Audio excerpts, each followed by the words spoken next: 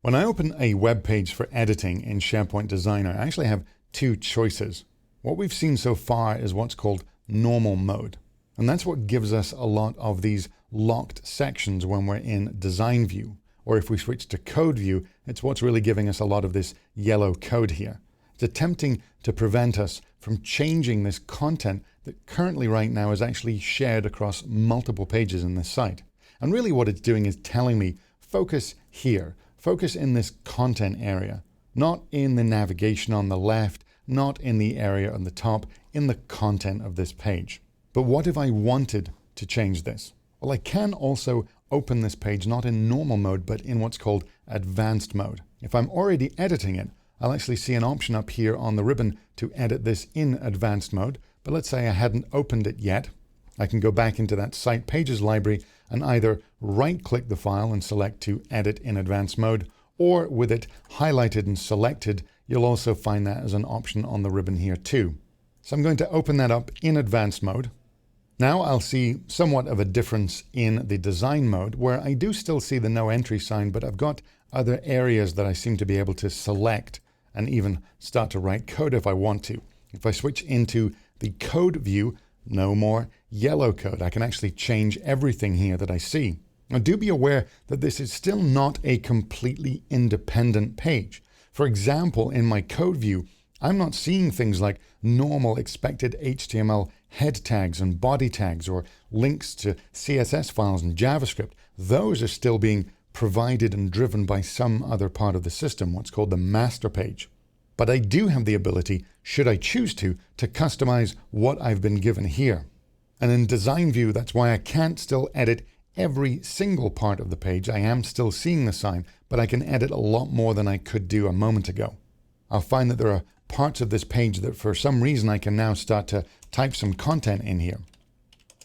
Now, if I do make a change and then save this page, what it's going to do is give me a warning that saving my changes will customize this page so it's no longer based on the site definition. I'm changing this page from what it would usually be, from many of the default options this page might use. Now, this is not a big problem, but it does have an impact. I'm going to click yes here. And depending on what kind of page you're editing, you may get a message like this. And this is really saying that some of the content I had embedded on this page was from the wiki page. So it's going to check and make sure it's still all safe. That's okay. So this page has now been saved, but customized from that underlying site definition. If I click the button up here on the ribbon to preview it in the browser, it looks okay and it will still work just fine. I can see that I've got that new change up here where I put type some content in that customizable area. So I have changed the page from what it would usually look like, even though most of this is still being provided from the master page. But I do have this kind of annoying yellow status bar telling me that the current page has been customized from its template. And it will give the message to anyone with the right permissions the ability to revert to the underlying template. Now, this yellow bar is one of the reasons why I try to minimize editing normal SharePoint pages in advanced mode, things like wiki pages. For a start, you'll see this yellow status bar. And secondly, it's really not needed. The main reason that I avoid going into advanced view for these normal SharePoint web pages is that if I'm wanting to change something about these navigation areas or the header or the footer or the color scheme, this is just not the best place to do it. So what can I do if I've changed my mind? Well, I could have clicked that message on the yellow bar, but in SharePoint Designer, if I'm looking at the Site Pages library, what I'll also see is this little eye here, this informational blue icon. And that's telling me that this page has been customized from the underlying definition. I can actually select the page here and tell it to reset to the site definition. That doesn't mean that it'll change the content back, so the text that I typed, in my case the placeholder text, it just means it will reset all the other defaults back to the way they were. I'm going to say yes. In fact, doing it in SharePoint Designer will revert the original one, but make a copy of the changes I had done before.